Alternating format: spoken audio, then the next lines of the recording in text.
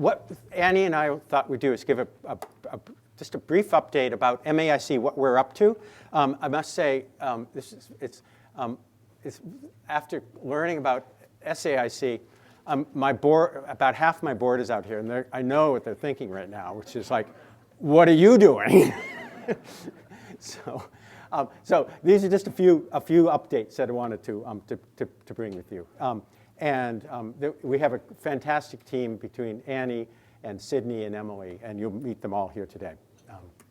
And so one project that we just got started with support from the Hub through Maine Sea Grant and funding from the excess funding from the NACE meeting that we put on is what we're calling a farmer-to-farmer exchange. And we started this in October, and it's the whole idea is to get Maine farmers out and about to see what's going on other farms, more than likely non-competing farms, but to learn about processes, technologies, product development that could benefit both that farm, our Maine farm, but also the Maine farmers in general. And so the deal is you apply to us, and we fund your travel and per diem, and that's it. And so you have skin in the game, and fund you to go overseas or to go in the U.S. And when you come back, report out to the greater community what you're doing. So in the last 3 months, this is where we've sent people or will be sending people around the world. And it's pretty exciting. A variety of projects in all sectors, from seaweed farming to shellfish farming. We have a company going to Mexico next year to learn, or later this year, to learn about women-owned, operated co-ops that's being done in Mexico, and can a model like that be applied here in Maine? So it's really exciting. Unfortunately, we don't get to go on the trips, but it's we're very excited about this, and hope that we can keep it going when the funding runs out. And so speaking of the NACE, the next NACE has just been decided. We're going to be in Providence. The NACE is the Northeast Aquaculture Conference and Expo. We held it last April in Portland. It moves around every couple of years. And so we've just signed a contract to be in Providence just in a little under a year. And time flies. It's a great meeting. We co-sponsor it with the Milford Aquaculture Seminar from the folks down in Milford, Connecticut, the NOAA lab. So that's just an infomercial for that. Another project, something we're just starting, it's going to be the third Friday of every month, is a noontime webinar series. And we've got a lot of these will be people that have gone on our farmer-to-farmer exchanges and reporting out, so we can get that information out to the rest of people. How am I doing here? Just a brief note, one of the things MAIC does is we, in partnership with the University of Maine, help manage business incubator program for startup companies, not necessarily startups, but providing high quality laboratory space on a university setting in a marine field station, in this case the Darling Center. Phenomenal, you get all the benefits of being in a marine field station, from having faculty that are knowledgeable, laboratory space, having student labor, mentorship, all these things are just fantastic. And we now have an opening. So if there's an interest in a company that would like to be housed at the Darling Center, we'd love to talk to you. And then a project that we just we're wrapping up, but we plan to continue, is in partnership with the Atlantic Corporation that we've been working with for a number of years. And the idea is to provide some business economic research to companies. They come to us and we refer them to Atlantic, and we've done a number of custom market research projects. They're relatively inexpensive for us, and it's a quick turnaround, and it's a fantastic team down in Waterville that's with Atlantic Corp. And finally, we hear about R&D. MAIC runs an R&D survey in partnership with the ARI, Atlantic, the Aquaculture Research Institute.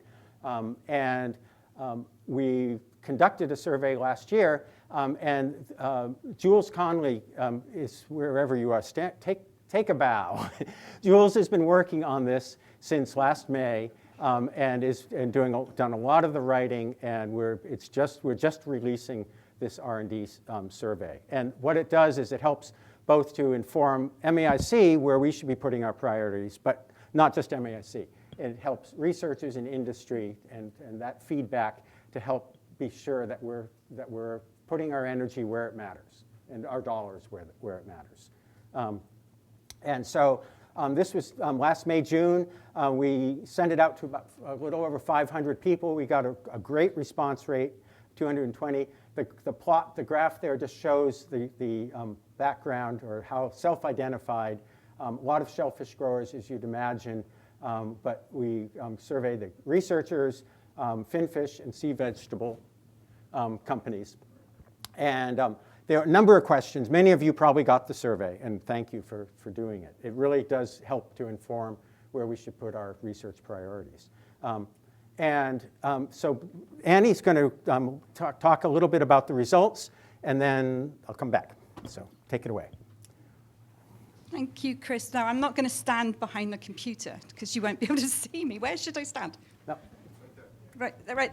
Well, if I stand there, I can't see what I'm supposed to say. So that's going to be an issue.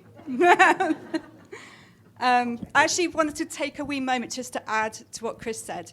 And because MAIC, not very long ago, was just Chris. And then he kindly employed me, which is great, and I'm appreciative of that. And then in the past year, we've employed 2 other people, and I'm going to ask them to take a bow and wave. There's Sydney Avina, who's working on sea scallop hatchery projects, and Emily Whitmore, who's working on some projects related to navigating community relations. And I feel that this represents a lot of the kind of new and invigorated work that MAIC is doing. As Chris mentioned, we do this R&D survey in advance of these summits, where we're trying to bring together all those different partners in the aquaculture sector. And we have a lot of growers here. We had a lot of growers answer the survey, respond to the survey. We've got academics, we've got students. Actually, students, put up your hands. Let's have a look at your students. We've got a lot here. Come on, put your hands up. I know we've got lots of them here. Academics, you put your hands up. Growers, let's have a see how many growers we've got.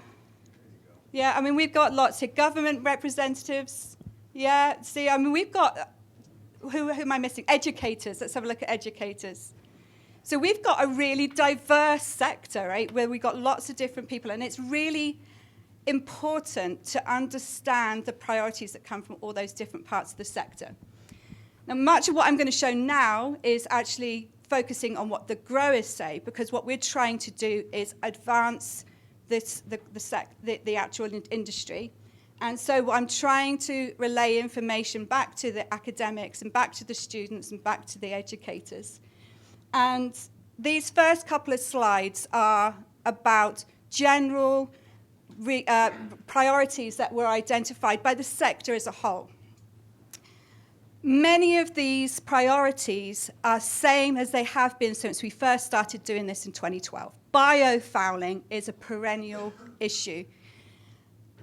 But now there's some concerns that are coming up, not just about how do we deal with biofouling, what's the husbandry methods and farm management strategies to handle biofouling. Growers want to know what are the environmental and economic costs associated with biofouling. So it's become a little bit more sophisticated, the research questions around that. There's always comments that come up about automating, reducing labor costs. This time, we have some new themes that have come up. Economic and market research was a very strong theme that came through in this survey. And farmers are asking for strategies to help mitigate environmental change, how to address it.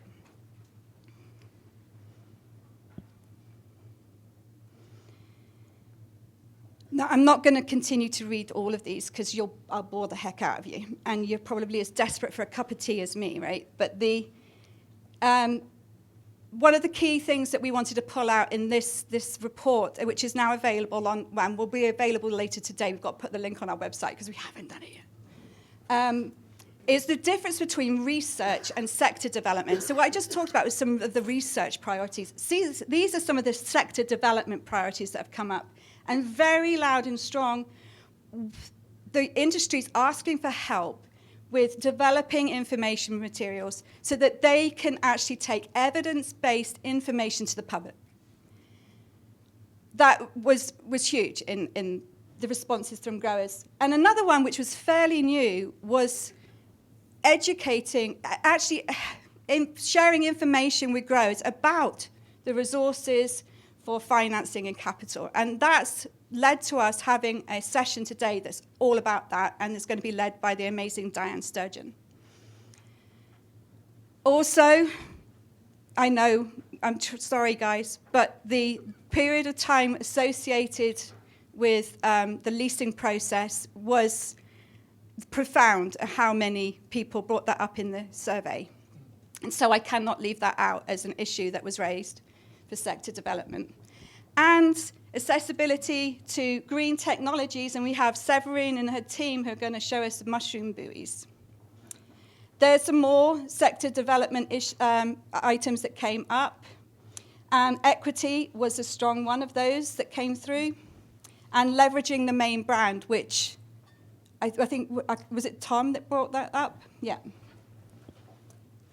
There are some education strategies, and these are pretty much the same as they have been in previous years. And then these are next few slides are going to delve into some of the priorities specific to some of our subsectors. Sea vegetables farmers feel like they're the biggest barrier to the success of their subsector is the time frame for the regulatory process at the moment. Identifying and developing new high-value added products, technologies associated with nurseries and seeding and harvesting, processing, there's opportunities for maturing some of those technologies, and research to understand consumers. So there's one sector development item and 3 different research priorities that have been identified. For finfish, sea lice. So many people mention sea lice. Again, streamlining the regulatory process, but also new innovations regarding effluent treatment, and this one about navigating community relations and strategies for communicating with the general public. Shellfish, the largest number of respondents were shellfish farmers. And so this is why it becomes helpful to pass out into the different subsectors. But shellfish farmers, biofouling was a research priority, developing strategies for small farms so that we can help them become profitable earlier. Shellfish disease and Vibrio detection. And there was several issues that came up that reflect the fact that we've got a maturing sector. So when we did this survey last time, many of the people who, I'm not referring to you old guys, Jeff, you sat there. I'm not saying that. I see you nodding. That's not exactly what I meant. Last time we did the survey, we had a lot of farmers who responded who had been in aquaculture sector for less than 6 years. Now the majority of them have been in the sector for longer than 6 years. And that's, I think, a reflection of the fact that we've got a large number of shellfish farmers who have been, they're beginning farmers, but they've been in it for a few years now. And there are issues that came up associated with that.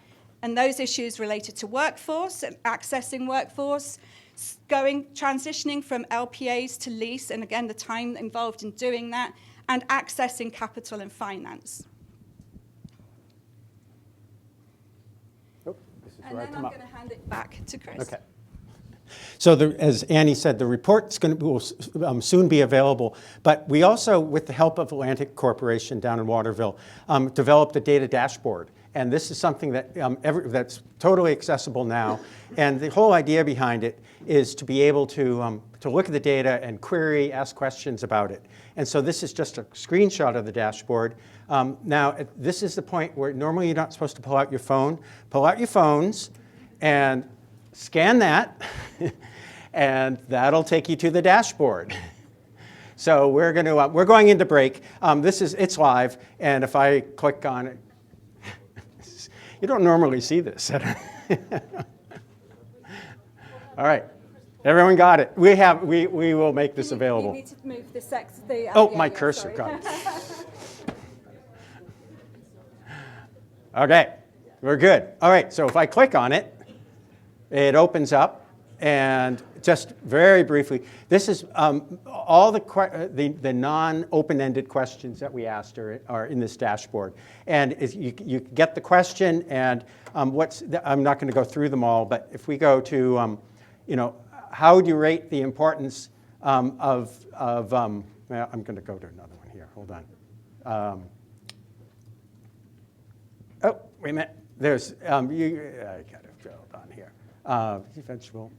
Okay, how would you rate the importance of each of these values? But the beauty of this is you can now go in and what do the finfish farmers think? Well, lower the score, the higher the priority. So finfish farmers, training and professional development, whereas shellfish growers, access to working waterfront. So you can go back and forth. We can also look at how long you've been in the industry. So the geezers, those of us that are geezers, we have different priorities than people just starting out.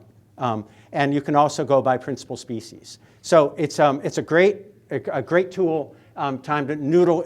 We're not going to noodle around right now, but there's a lot of information here and it was really helpful. And Atlanticorp helped us to develop the dashboard. We're learning it's a great way to get information out to the public. So with that, I think we're going to take a break. Yeah, so one of the reasons we've put this into a dashboard is because we know that there are so many users that use the information that comes out of this survey in their grant applications, etc. So this allows you to kind of pull out data that's relevant to projects that you're developing. And then our update, Gail's going to... Yeah, Gail's going to talk about... To have the update after the break. We're going to take a break, and then... Before we take a break, it's my honor and duty to embarrass the heck out of Chris Davis right now. I'm sitting down. So Chris had his birthday on Wednesday, and he didn't really get the opportunity to enjoy it because it's been such a busy week. No, I got to spend the day with Heather. Well, that's true, but I wonder if you can just join me in singing Happy Birthday to him right now. Hi. To Chris. Happy birthday to you. Happy birthday to you. Oh, Happy birthday.